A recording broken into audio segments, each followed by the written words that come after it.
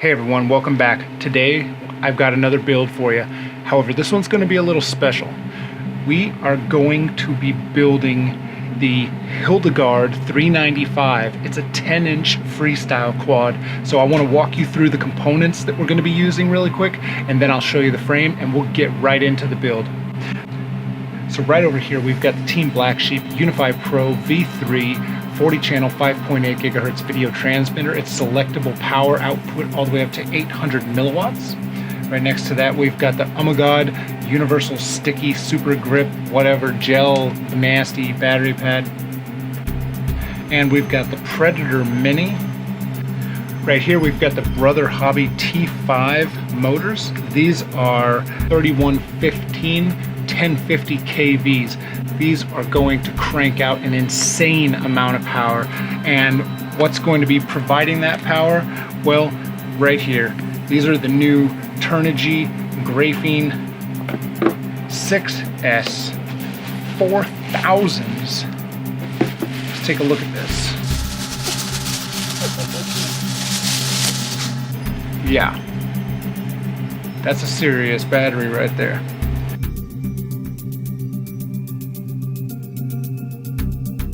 Okay, moving on, we've got the TPU session mount. This is a specially designed session mount to fit the frame. And we've got a black XT60. We've got the Axie stubby. We've got some 50 volt 1000 microfarad capacitors that we're going to be using.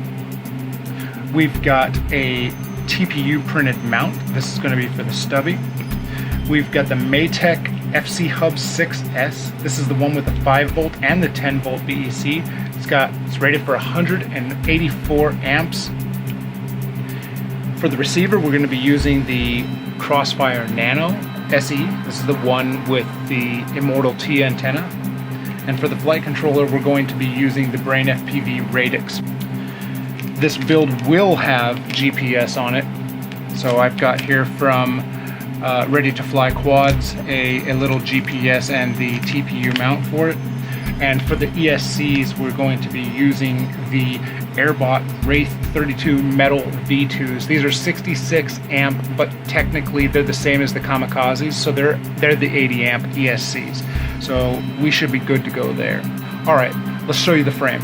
Okay guys, so here's the frame. Again, this is the Hildagard 395. So let's talk about the components really quick. Each one of these arms is 6mm carbon fiber. Each one of the other plates are 3mm. And then we have the camera. Okay, and then we've got the standoffs and we've got the hardware. Okay, quickly I want to go over the hardware that we've got with this kit. They're all M3. So we have some 8mm, 10mm, 12, 14, 16, and 20mm bolts. We have some standoffs, we have the camera mounts and the VTX. Okay guys, real quick, we've got 14mm here, 18mm here, we have a 20mm here, we have a 14mm here, and we have a 10mm here. Alright, I'm going to go ahead and get the rest of the frame assembled, and then once that's done I'll be right back and we will get to assembling the rest of this Hildagard. Okay guys, we have the main part of the frame assembled now. Alright guys, so I'm going to quickly walk you through which screws go where. I'm only going to take you through one arm and then different pieces of the frame. I'm not going to go through every single screw. So for the press nuts, we have 14mm screws here and here. We have a 16mm here with the lock nut. And then we have a 20mm for each one of the inner 4 standoffs. Back here on the back, we're using a 10mm. And up here on the front, we are using 12mm. Here in the center, for each one of these 4 nylon standoffs that is going to hold the PDB, we have the 4 8mm M3 bolts. So that makes it up. So I'm just going to go ahead and quickly flip this over and show you guys the frame now.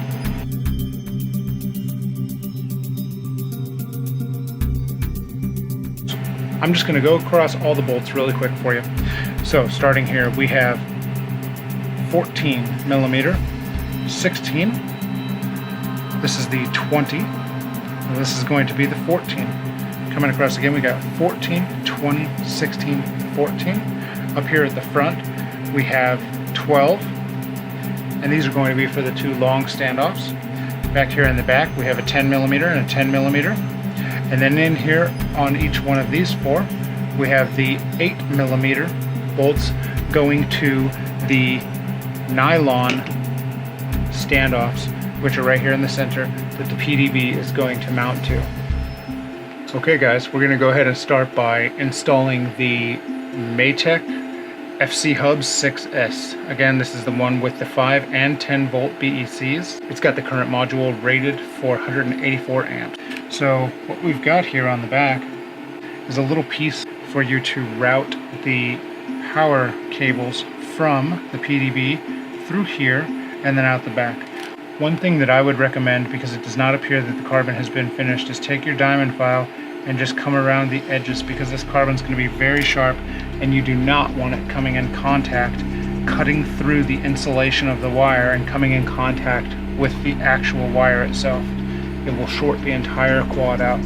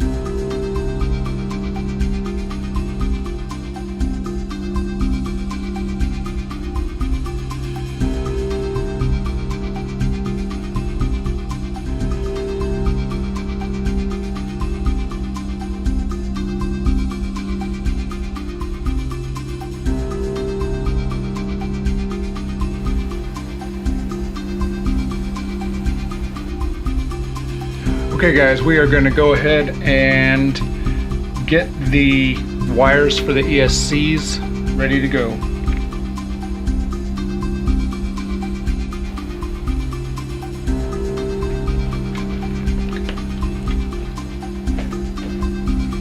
Okay guys, I want to take you through what we've done real quick here.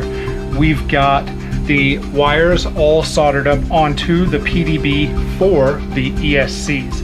And so we've got positive and negative on each one, and yes, they are both red. That's fine. You can use whatever color you want. I'm sure most of you already realize that. If you didn't realize that, now you do. Color is only the insulation. However, if you're going to use the same color or a color other than black for ground and red for positive, make sure that you know which wire is which when it comes down to connecting it. You do not want to get the polarity reversed. It's going to cause nothing but problems. All right, moving on. So we have positive and negative. We have the signal wire, and then we have a ground wire. We have a 50,000 microfarad capacitor. We have the wires for the battery. Okay, so on the wire gauges, I've got 12 gauge for the battery. I've got 14 gauge for the ESC power and ground. And I've got 22 gauge for the signal and ground to the ESCs. Here on the PDB, I've also tinned where we're going to connect the wires. They'll go for the current sensor as well as the voltage. And then over here on the other side, I've got 5 volt and ground tinned up as well. So we will be connecting the video transmitter power and ground. Right here, we're going to be using the TBS Unify Pro V3. And for the current and voltage, we will be connecting them directly to the wire that will be going for the Brain FPV Radix flight controller. So I will be cutting this connector off and then direct soldering those to these various points. Okay, I'm going to go ahead and get started on that, and I'll see you guys in a minute.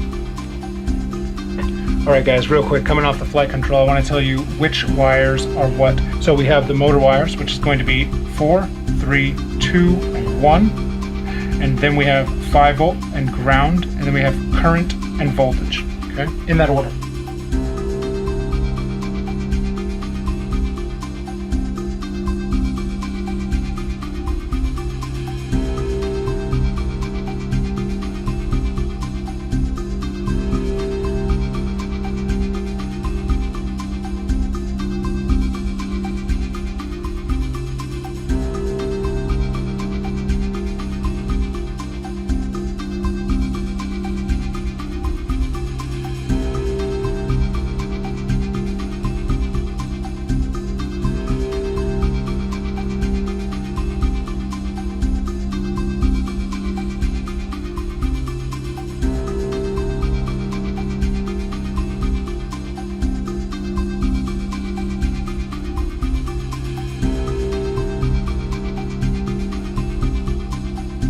Okay guys, now we are going to solder these wires to the flight controller where they are going to go.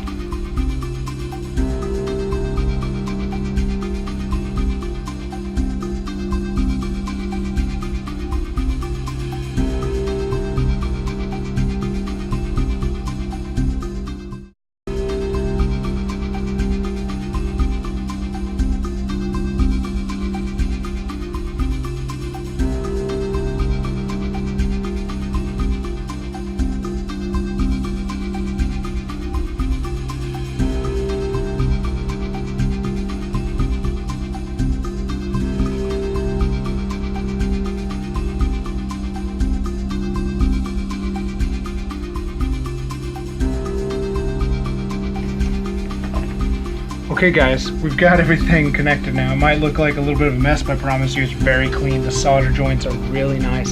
See if I can zoom in here a little bit better for you. There you go.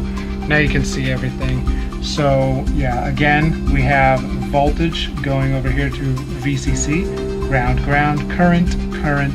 We have flight controller, ground and 5 volts going to ground and 5 volts. And then we have the motors 1 through 4, and it's going through 1, 2, 3, 4. So that is that. There's the video transmitter wired in there. So that's it. That's everything connected for the PDB. Now let's get to putting together some of these ESCs. I want to identify which one is ground from these.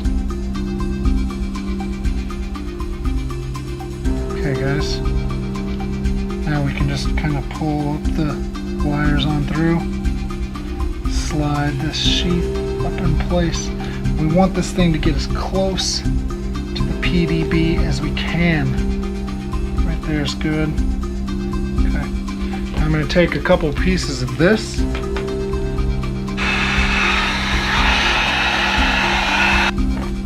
Yeah, it worked really nice. So do the same thing down here. So we got some nice clear. We got this wrap here. This is good. And now we will put on one of the ESCs. So I'm just going to show you guys me wiring up just one of these ESCs right here and making one of these arms.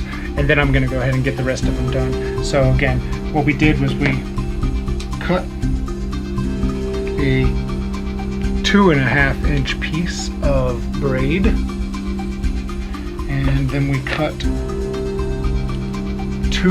1-inch pieces of 3/4 inch clear heat shrink and put that on, and it shrunk up nicely. So now I'm going to put the ESC on, the capacitor on, the motor on, and then this one will be done.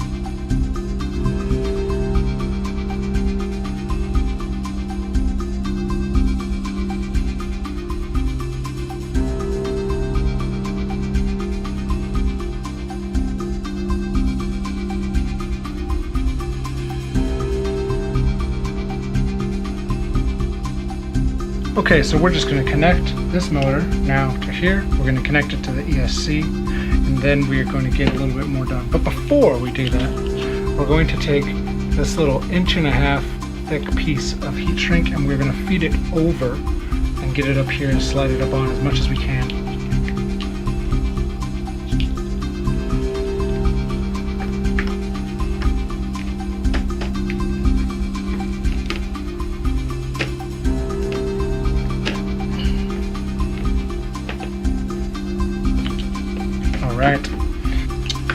Alright, we also want to get a little bit up over this.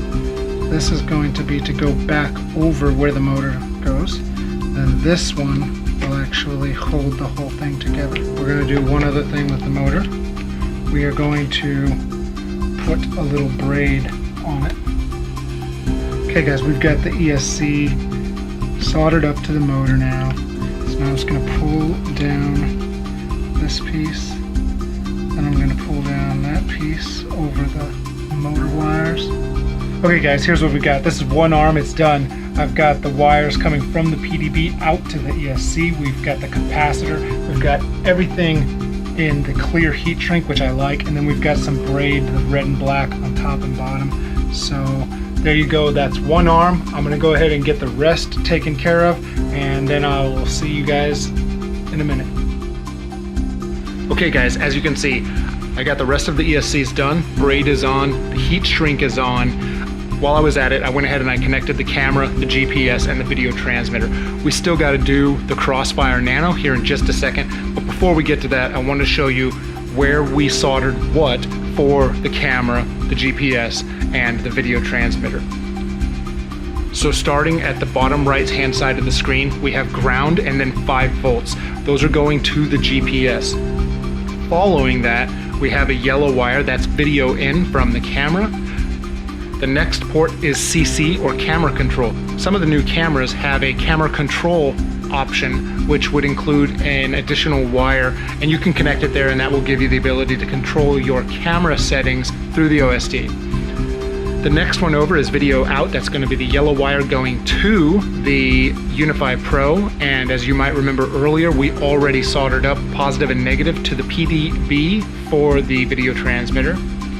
The next one up is going to be TX and RX1, which are going to the GPS. TX is the green, RX is the white, and those go to the opposite TX and RX on the GPS itself.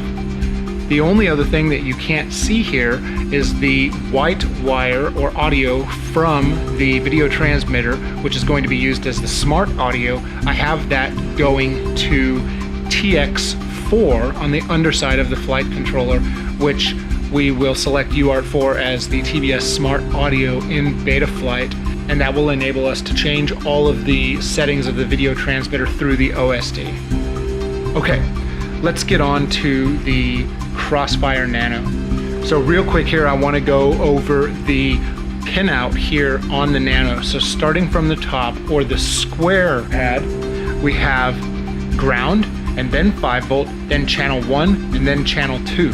Now channel 1 on here is going to represent TX, and channel 2 is going to represent RX. So they will go to the opposite channels on the flight controller.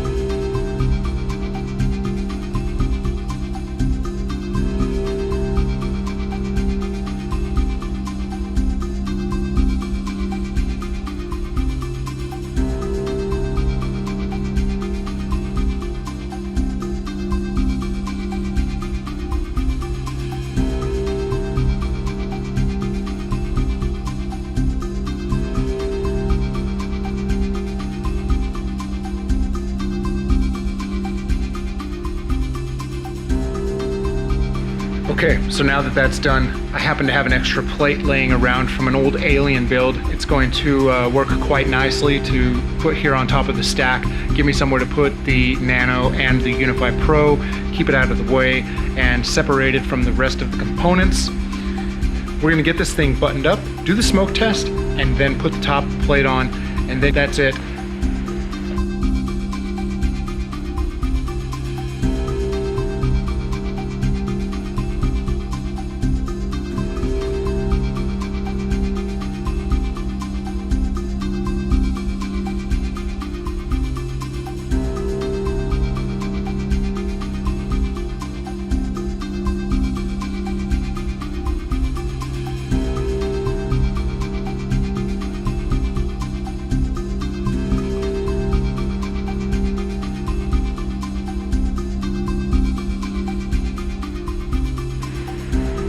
All right, let's do the smoke test.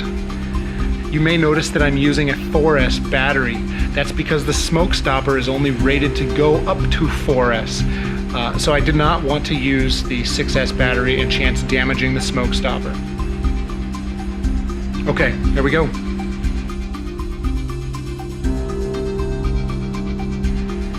And success, nice. Okay, let's get the top plate on and get this thing wrapped up.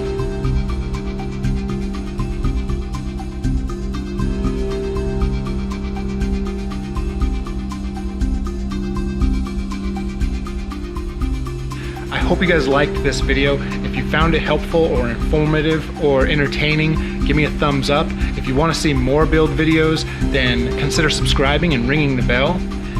Leave a comment down below. I will also post all of the components used down in the description in case you want to make a Hildagard of your own.